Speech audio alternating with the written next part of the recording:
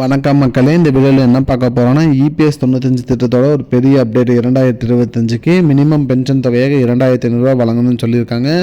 அது என்னங்கிறதுக்கான part 3 video தான் இது. பார்ட் 1 பார்ட் 2 பார்க்காதீங்க, பார்த்துட்டு வந்துடுங்க. நம்ம சேனலுக்கு யாராவது புதுசாக வந்திருந்தீங்கன்னா மறக்காமல் நம்ம சேனலை சப்ஸ்கிரைப் பண்ணி பெல் ஐக்கானை கிளிக் பண்ணிக்கோங்க. இந்த வீடியோவுக்கு ஒரே ஒரு லைக்கை மட்டும் கொடுத்துருங்க. வாங்க வீடியோக்குள்ளே போகலாம்.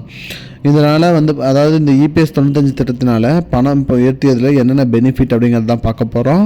எம்ப்ளாயிங்களோட ப்ரைவேட் செக்டரில் வேலை பார்க்குற எம்ப்ளாயிங்களுக்கும் பார்த்திங்கன்னா குறைந்ததுலேருந்து ஒரு மீடியமான பண உயர்வு கிடைச்சதுனால அவங்களுக்கு இது வாழ்வாதாரம் உயரும்னு சொல்லியிருக்காங்க. மேலும் குறைந்த இன்கம் பென்ஷனருக்கு பார்த்திங்கன்னா இது கொஞ்சம் ஊக்குவிக்கிறது. அதாவது கம்மியான அமௌண்ட்டை பே பண்ணிட்டு வாங்கிட்டு இருக்கிறவங்களுக்கு பார்த்திங்கன்னா இது கொஞ்சம் எங்களுக்கு கட்டுப்படி ஆகும். அதாவது கொஞ்சம் உயர்த்தி கொடுக்கறதுனால கட்டுப்படி ஆகும்னு சொல்லியிருக்காங்க.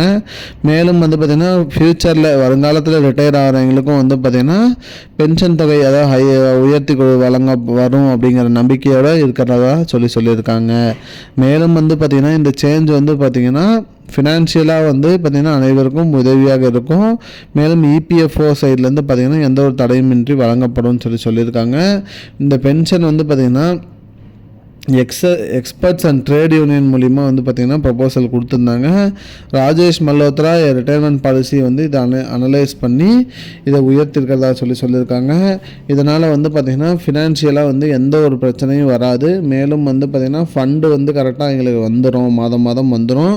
இதனால் எங்களோட பேலன்ஸை மெயின்டைன் பண்ணிக்கலாம் அப்படிங்கிற மாதிரி சொல்லியிருக்காங்க மக்களே.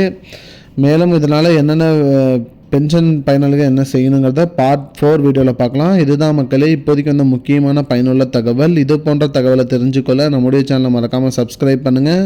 இந்த வீடியோவை உங்கள் ஃப்ரெண்ட்ஸ் அனைவருக்கும் ஷேர் பண்ணுங்கள். நன்றி. I don't understand your jokes, man. Because it's not a joke. முன்ன பின்ன தெரியாத ஒரு பையனுக்காக விடுற அந்த மனசு இருக்க, அதான் கடவுள்.